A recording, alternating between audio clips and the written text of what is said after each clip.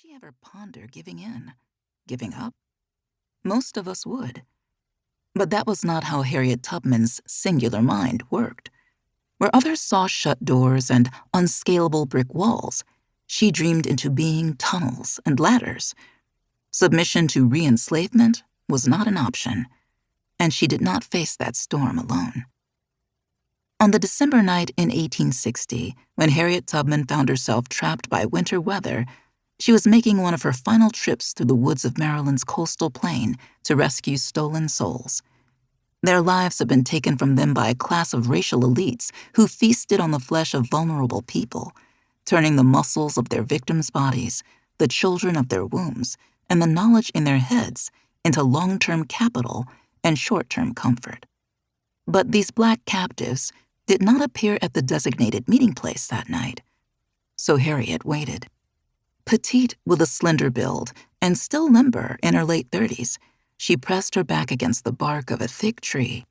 This might have been a loblolly pine, the species that coated the old-growth forests along the eastern shore of the Chesapeake Bay, a companion to the stranded woman who stood barely 5 feet tall.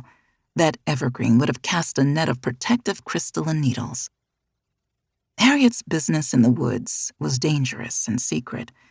No detailed record was kept of her thwarted mission that night, but according to a supporter of the Underground Railroad who spoke to Tubman's first and only official biographer, Harriet Tubman told the snowstorm story to a warm-hearted, impulsive woman who was engaged heart and hand in the anti-slavery cause. The story comes to us twice removed from Tubman's own lips, across a distance that exists in all published accounts of her life. Tubman told this listener that, for some unexplained reason, the people she was there to aid did not come. As Tubman waited, night came on, and with it, a blinding snowstorm and a raging wind. She protected herself behind a tree and remained all night alone, exposed to the fury of that storm. Tubman took shelter against the tree's trunk, shivering through the evening as other warm-blooded creatures, like fox squirrels and snow geese, skittered, burrowed, or folded frigid ice-tipped wings. What was it like to tuck into the dark depth of the winter woods? What was Tubman thinking as she shrunk beneath the branch umbrella, listening for animal sounds behind the screech of the wind? Was she worrying about the fugitives who had not come yet, fearing the hunters trailing them and the trackers always searching for her? Was she turning over in her mind the cascade of events that had led her here to a test of her mettle in the silent company of this tree? Less than a decade before, Harriet Tubman had herself been enslaved, but she had refused to die in her spirit for the benefit of the flesh market. She had found a life purpose anchored in her religious faith, for she believed it was God's intention that all people should live in freedom, and she ardently felt enlisted in this higher cause. God's time is always near, she told a northern friend in a dictated letter. God set the North Star in the heavens. He gave me the strength in my limbs. He meant I should be free. Harriet Tubman had come to believe that the God of her faith had not only ordained her liberation, but also provided aid toward this end in the form of a lodestar and strong body. But Tubman, known in her childhood as Minty, had not come by this liberation theology easily or immediately.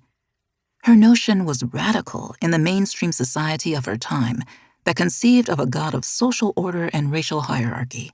Her countercultural belief in a God of freedom stemmed from her lived experience, moral intuition, critical inquiry, cultural learning, religious feeling, and environmental surroundings. Through her openness to sources of knowledge that we might view as extraordinary today, and her conviction that, with God's guidance, she had the power to alter outcomes, Harriet Tubman became formidable.